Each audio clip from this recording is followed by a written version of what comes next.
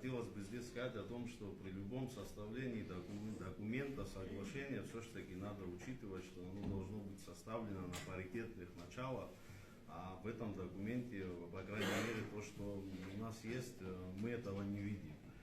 Во-первых, нами в парламенте норма была принята, когда до заключения соглашения, до подписания этого соглашения, все документы должны были поступать на согласование в парламент. Вот когда они поступили, как всем известно, мы проработали, составили свои какие-то замечания, около 20 поправок.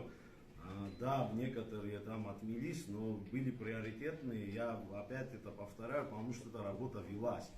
И эти 20 поправок почему-то за основу приняты не были.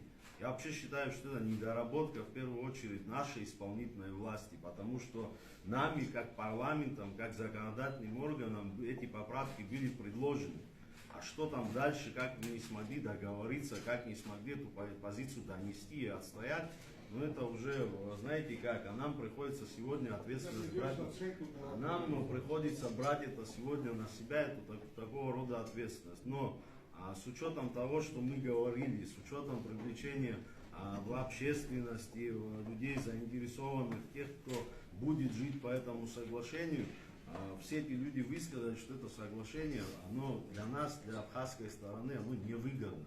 Просто невыгодно. Там есть такие элементы, где огромное количество, беспрецедентное количество преференций для инвестора, который должен заходить на территорию Абхазии, с учетом того, что наши те бизнесмены, предприниматели, определенные сектора становились бы неконкурентоспособными.